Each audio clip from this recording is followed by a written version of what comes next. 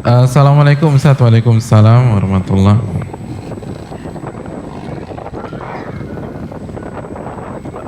Semoga Allah menjaga antum dan seluruh kaum muslimin, amin ya rabbal alamin. Afan Ustaz, ana mau tanya, pekan lalu ada dapat hadiah dari Ustaz karena menjawab pertanyaan surat Al-Mudaththir. Ustaz mengatakan hadiahnya dibagi. Dikarenakan banyak yang menjawab, tapi ana tidak tahu siapa aja orang yang menjawab pertanyaan tersebut Ustaz. Akhirnya hadiah tersebut ana apa nih? Ana apa? Ana beli untuk membeli kitab. Apakah itu dihalalkan Ustaz? Antum minta halal sama yang jawab, jangan sama ana. Tapi ya insya Allah dihalalkan ya. Yang jawab kemarin siapa coba? Dihalalkan nggak? Nggak, yang lain yang nggak dapat. Wanita enggak. Ada juga perempuan. Enggak, laki-laki. Iya insya Allah boleh lah. Insya Allah dihalalkan ya. Insya Allah nggak apa-apa. Dan insya Allah kalau beliau baca, ya kitabnya dibaca atau dipajang? Jadi kalau setiap beliau baca tuh kitab, semua yang jawab itu dapat pahala insya Allah ta'ala. Ya. Jadi antum punya beban moral untuk baca tuh buku. Karena pertanggungjawabannya sama yang jawab tadi gitu. Iya.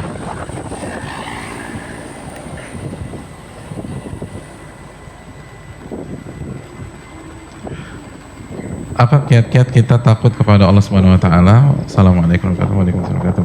Kita akan bahas di tujuh rahasia atau 7 sisi, 7 pendekatan yang disampaikan oleh Ibnu Rajab. Bagi saya sangat menarik penjelasan dari beliau. Insya Allah kita bahas di pekan depan. Assalamualaikum Ustaz. Waalaikumsalam. Syukran atas ilmunya, jazakallahu wa iyyakum. Bolehkah kita menuntut ilmu ke banyak ustadz, bahkan juga menuntut ilmu ke ustadz-ustadz di luar manhaj Ahlussunnah wal Jamaah? Apakah apabila ajaran atau pendapatnya itu sesuai dengan Al-Quran dan Sunnah kita ambil? Apabila tidak sesuai Al-Quran Sunnah, tidak kita ikuti pendapatnya yang tidak sesuai dengan Al-Quran Sunnah tersebut. Bolehkah sebagai penuntut ilmu kita belajar seperti ini Ustaz? Syukran barakallahu fiik. Hadirin yang dirahmati Allah, tergantung antum ada di level apa. Tergantung antum ada di level apa. Kalau antum pemula, kalau baru, beginner, saran saya kita dengar nasihat dari Al-Imam Asy-Syafi'i. Jadi bukan nasihat dari saya. Al-Imam Syafi'i itu pernah menasihati gurunya, anaknya Harun Ar-Rasyid. Namanya siapa? Nama gurunya anaknya Harun Ar-Rasyid, Abu Abdis Samad. Jadi Abu Abdis Samad. Dan nasihat ini beliau sampaikan termaktub dalam kitab Al-Wasaya. Al-Imam Syafi'i ketika menasihati gurunya, guru anak-anaknya Harun Ar-Rasyid, beliau mengatakan gini, isdihamul kalam fis sama' mudillatun lil fahmi.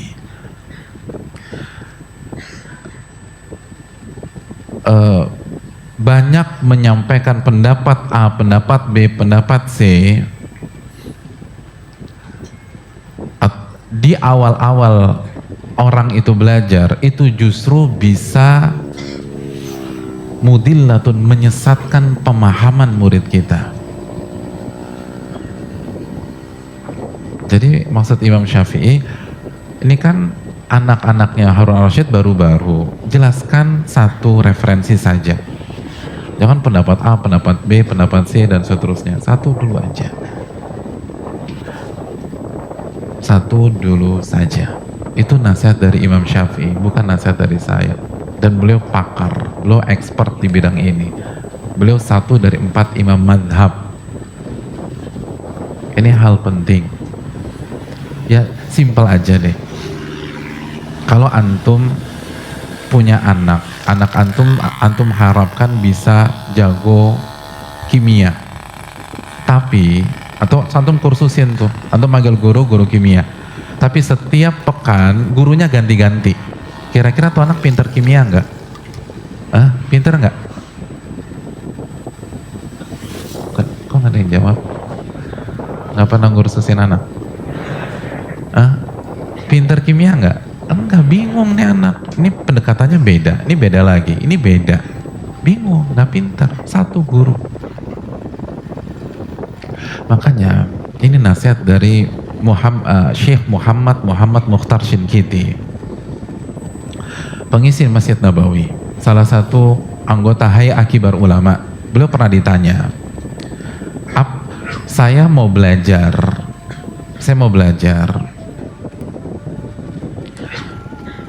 apa nasihat antum buat saya? Majelis-majelis mana saja yang saya datangi? Apa kata Syekh Shinkiti hafidhahullah?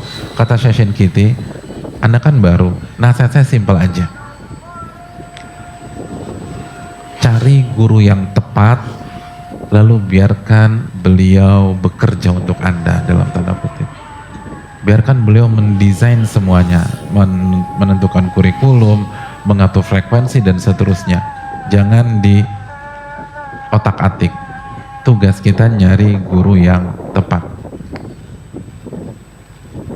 Dan jangan kesana kemari. Dan ini bukan berarti majelis-majelis lain atau ustadz-ustadz yang misalnya kita nggak pilih itu bermasalah. Enggak. Sama seperti misalnya tuh mau berobat nih. Kita punya masalah di liver atau kita punya masalah di jantung.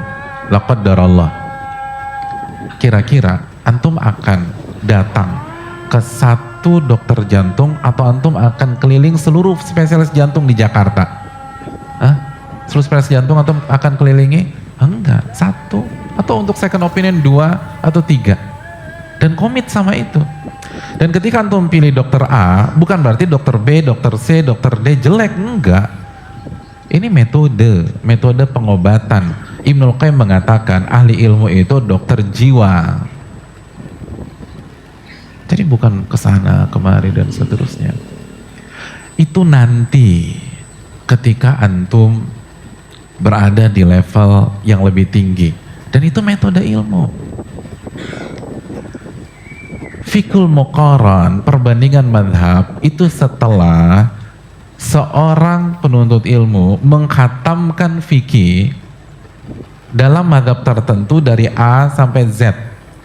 Atau dalam bahasa yang lebih simpel, fikih perbandingan madhab atau fikih beda pendapat, itu sebenarnya kurikulum yang benar kalau pakai para ulama kita, itu setelah kita khatam fikih dengan satu pendapat, baru kita belajar 2 pendapat khilaf fi madhab. Lalu setelah khatam khilaf dalam madhab, kita belajar fikih muqaran bainal madhahib. Bukan langsung belajar perbandingan ini madhab A, B, C, D sebagai kita orang awam. Nggak mungkin bisa. Saya ingin tanya sama antum, di dalam ilmu fisika ada perbedaan apa tidak? Antum kapan pertama kali belajar fisika? SMP atau SMA? Oh, ada khilaf, ada yang SMP atau SMA? Oke, yang ketika antum belajar di SMP atau di SMA, antum langsung belajar khilaf dalam ilmu fisika? Hadirin, filosofi pendidikan itu banyak kesamaannya. Belajar khilaf itu bukan di awal, tapi di level advance, di level intermediate. Nah, dengan metode kita datengin semuanya, itu sama saja kita membuka diri dengan khilaf. Karena kan pandangan setiap ustadz banyak yang berbeda juga. Silakan, tapi bukan ketika kita beginner. Beginner tuh satu. Dan ini bukan fanatik. Dan tidak harus dengan ustadz A atau ustadz B. Cari yang ilmunya kokoh, antum serak, antum istiqomah dulu sama ustadz. Begitu khatam baru antum mulai kembangkan lagi. Jangan terus-terusan. Benar. Para ulama kita menulis misal Mu'jamus Syuyukh, buku khusus tentang biografi guru-guru mereka. Tapi itu setelah pondasi mereka kuat. Setelah pondasi mereka kuat, ini yang perlu kita camkan bersama-sama. Dan sekali lagi, membaca atau mendengarkan keterangan dari orang yang tidak selaras dengan Ahlussunnah wal Jamaah itu diperbolehkan bagi orang yang punya usul, yang punya perangkat untuk membedakan mana benar, mana salah.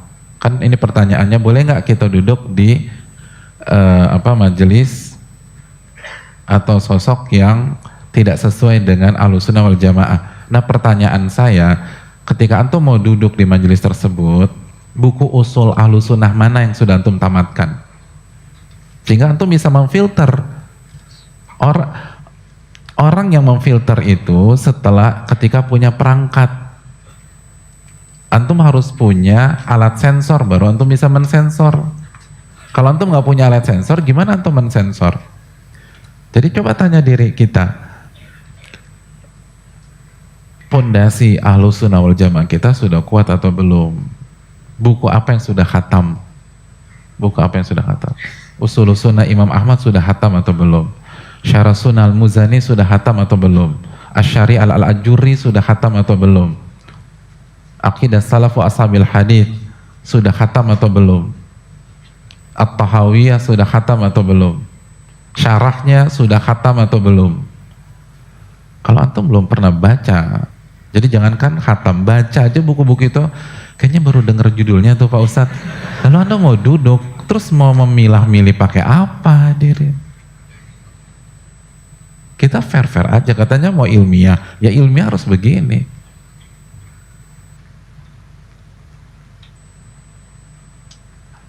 Jadi ini yang perlu kita camkan. Belum lagi kalau kita ngelihat para ulama klasik kita, mereka yang punya perangkat saja gak berani membiarkan syubhat masuk ke telinga mereka.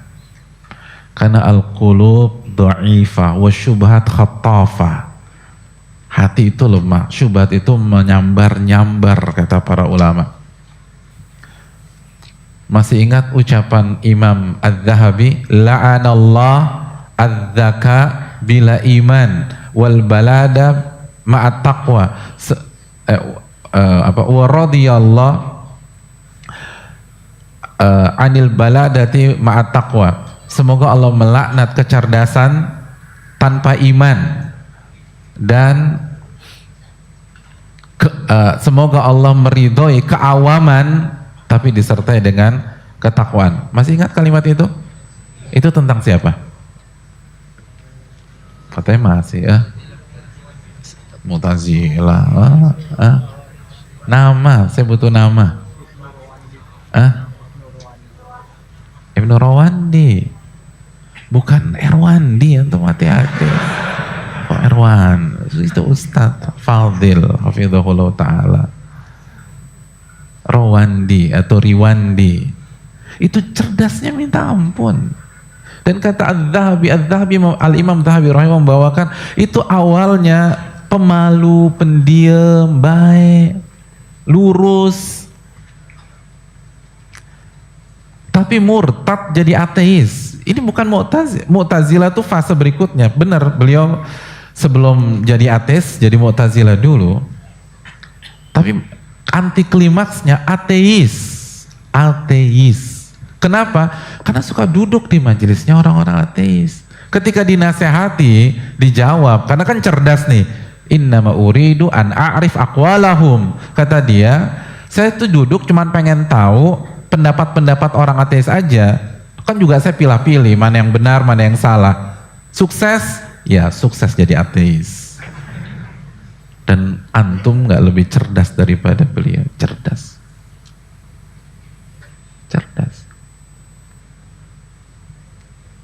Kan sudah kita jelaskan. Dia dibayar oleh seseorang Yahudi untuk menulis buku untuk menjatuhkan Islam. Bayangkan, dibayar, dijual tuh agamanya, dibayar untuk menulis tentang Islam, ditulis buku menjatuhkan Islam. Begitu dikasih bukunya, dia dapat fulusnya, dikasih duitnya, terus apa yang dia lakukan? Dia tulis buku lagi, membantah bukunya yang pertama. Terus dia ancam tuh orang yang kasih dia duit. Anda kasih saya duit tambahan atau buku ini saya lempar ke pasaran biar buku yang pertama nggak ada gunanya. Dibayar lagi tuh sama Yahudi. Bayangkan 2 tuh dapat. Atau bisa buat tuh buku kayak begitu? Kan gak bisa. Jadi sekali lagi kita bicara data. Kita bicara data. Kita bicara data. Bukan bicara asumsi. Ini fakta. Oleh karena itu hadirin yang dirahmati oleh Allah, jangan memudah-mudahkan diri. Ini takutlah kepada Allah, takut tergelincir. Jangan kepedean. Ini materi kita hari. Takutlah sama Allah Subhanahu wa ta'ala. Dan ingat Allah mengatakan dalam surat An-Nisa ayat 140, apa kata Allah Subhanahu wa ta'ala? Gak boleh kita duduk. Fala taq'udu ma'ahum hatta yakhudu fi haditsin ghairi. Jangan duduk sama mereka sampai ganti materi. Jadi sampai materinya tidak menyimpang. Oleh karena itu hadirin dan dirahmati Allah, ini yang mungkin perlu kita camkan. Dan semoga Allah memberikan hidayah kepada kita semua dan kaum muslimin secara keseluruhan.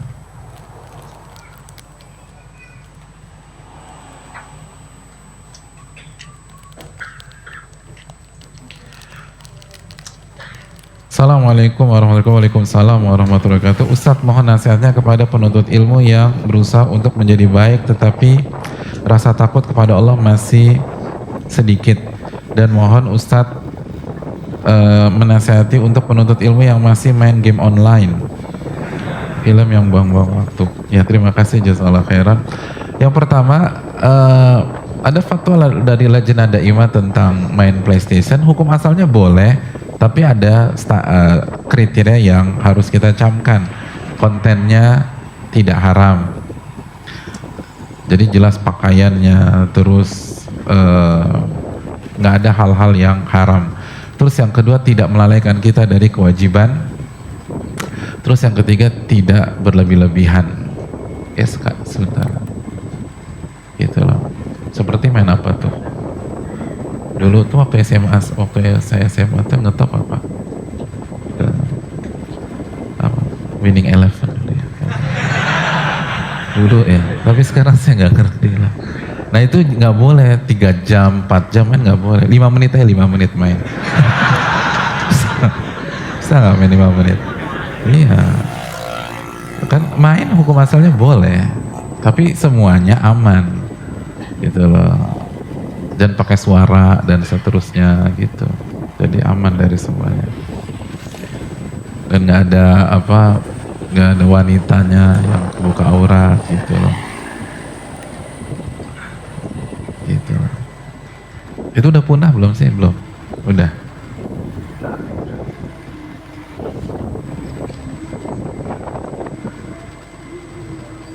Mana lagi nih? Ustadz, doakan kami agar tetap semangat kuliah karena saya dan teman-teman saya mulai malas kuliah karena ingin kajian terus. Juga minta semangat untuk seimbang mengejar dunia dan akhirat. Ada ustadz-ustadz sunnah lain yang mengatakan tidak banyak bertanya itu termasuk adab. Mohon pertanyaan ustadz. Pencerahannya ustadz. Iya, terima kasih jazakallahu khair. Yang kedua dulu ya. Yang kedua, kita husnudzon kepada siapapun, apalagi kepada ahli ilmu atau ustadz-ustadz kita. Maksud tidak banyak bertanya itu pertanyaan yang nggak bermanfaat atau arahnya mendebat, show of force dan lain-lain.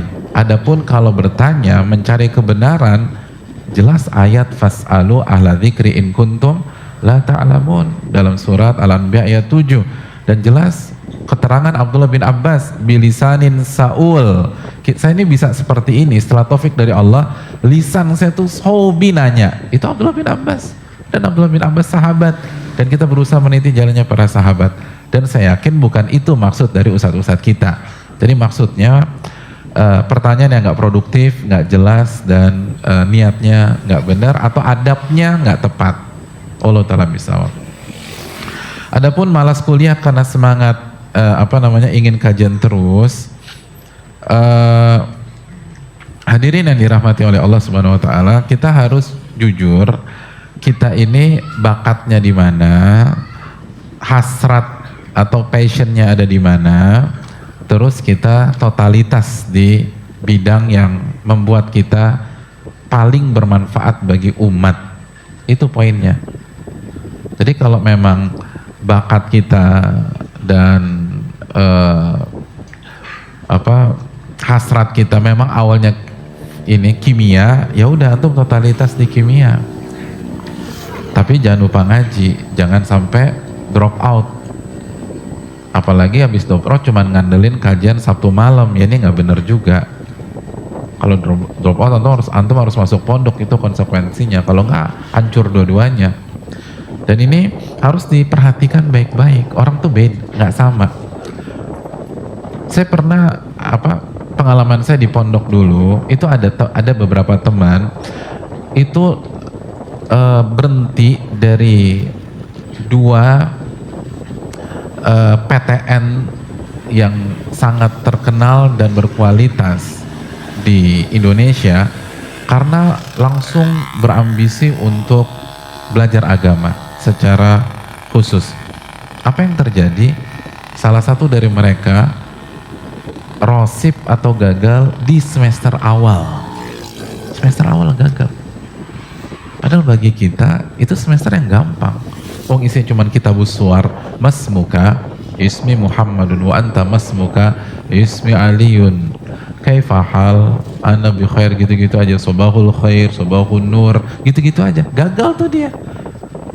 Bukan bodoh, bukan. Orang dia lulus PTN. Karena kan nggak semua orang yang punya kecerdasan eksak di waktu yang sama punya kecerdasan linguistik. Karena kecerdasan beda-beda. Sebaliknya pun juga demikian. Ketika kita bilang semester awal gampang, belum tentu kalau kita ikut ujian PTN dia kita lulus.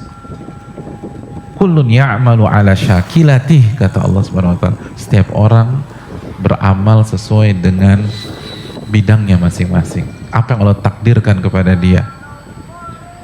Makanya kan sabda Nabi apa kepada umat Islam? Al-mu'minil mu'min kal bunyan yashuddu ba'duhum ba'dha. Seorang mukmin dengan mukmin yang lain itu ibarat satu bangunan yang saling mensupport satu dengan yang lain, yang saling mendukung. Antum ketika ingin buat bangunan, isi bangunan itu apa? Masa pasir semua? Kan nggak mungkin. Kecuali kalau antum buatnya di Ancol, di Anyer, itu pun hanya istana pasir.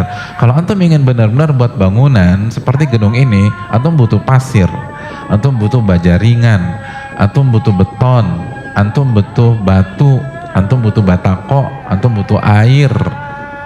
Begitu juga dengan umat Islam, harus ada yang berperan sebagai pasir, harus ada yang berperan sebagai beton, harus ada yang berperan sebagai baja ringan, dan seterusnya. Itu analogi yang disampaikan Nabi SAW. Dan itu analogi yang simpel, cerdasnya minta ampun. Dan itu kan Nabi punya tim yang komplit, hadirin, tim yang komplit. Beliau punya penghafal hadis dalam diri Abu Hurairah. Di waktu yang sama beliau punya panglima perang dalam diri Khalid bin Walid, Usama bin Zaid. Beliau punya ahli budaya dan dalam diri Abu Bakar As-Siddiq. Beliau punya pengusaha-pengusaha yang siap mensupport dakwah dalam diri Utsman bin Affan, Abdurrahman bin Auf, Sa'ad bin Abi Waqqas. Beliau punya pakar tafsir dalam diri Abdullah bin Mas'ud, Abdullah bin Abbas. Beliau punya sosok yang paling tahu halal haram dalam diri Mu'adz bin Jabal. Beliau punya dai yang retorikanya bagus dalam diri Hudzaifah misalnya. Oh, komplit tuh hadirin. Lihat, Khalid bin Walid, Nabi nggak suruh ngafalin hadis, enggak. Khalid bin Walid disuruh apa sama Nabi? Perang, gitu. Nggak disuruh ngafalin hadis. Ngafalin hadis Abu Hurairah. Karena semua orang tuh ada pos-posnya masing-masing. Yang terpenting bagi antum, apa yang paling bermanfaat itu deh.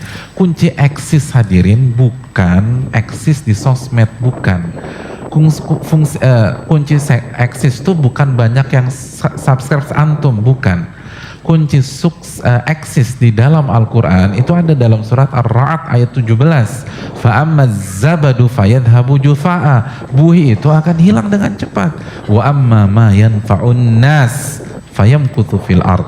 Adapun yang bermanfaat bagi manusia itu yang akan eksis di permukaan bumi, yang bermanfaat bagi manusia. Jadi setiap antum, selama bidang antum halal, antum langsung apa yang bisa anda berikan, masterpiece apa yang bisa saya karyakan dan itu bermanfaat bagi umat Islam.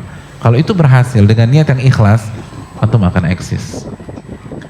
Antum akan eksis.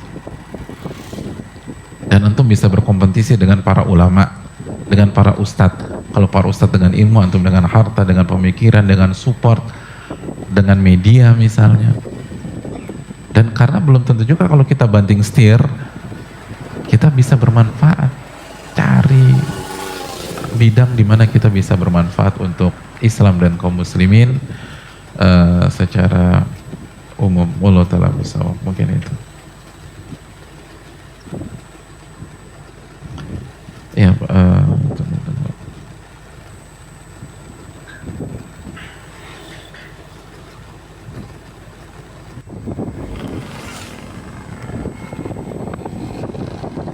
Assalamualaikum Ustaz. Waalaikumsalam. Bagaimana caranya meyakinkan orang tua tentang keputusan yang kita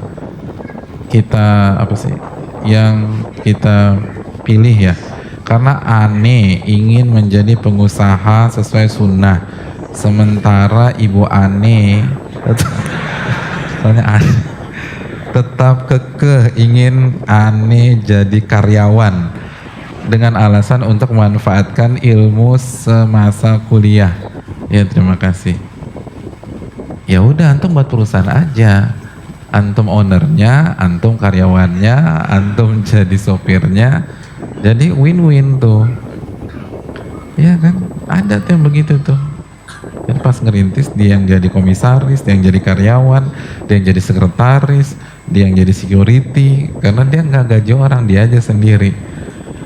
Itu yang pertama yang mungkin bisa ini. Yang kedua gini loh, coba bicara baik-baik sama orang tua dan lobby lah, ilmu lobby ini harus antum keluarkan gitu loh. Jadi misalnya kalau orang tua antum suka sate kambing, ya ngobrolnya jangan di rumah, ngobrolnya di kedai sate gitu loh.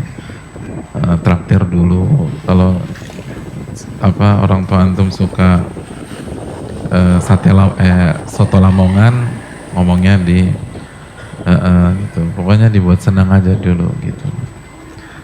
Terus juga jelaskan bahwa ilmu semasa kuliah juga bisa diterapkan sebagai pengusaha. Tapi kalau udah deadlock gitu loh, antum sudah ke tukang soto Lamongan tetap nggak disetujui proposalnya gitu ya. Sementara waktu ikut orang tua dulu deh. Berkah soalnya, karena kan kita wajib mentaati orang tua selama tidak haram. Jadi karyawan haram nggak? Enggak. Gitu. Udah ikut jadi karyawan aja. Gitu.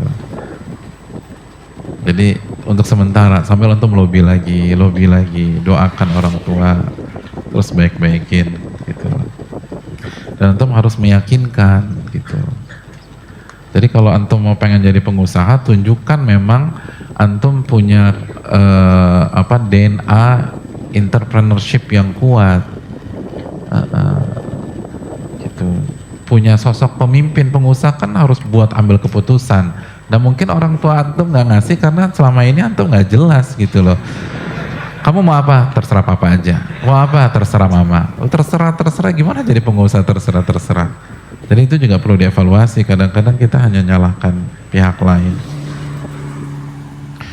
Ya, saya rasa cukup. Terima kasih banyak.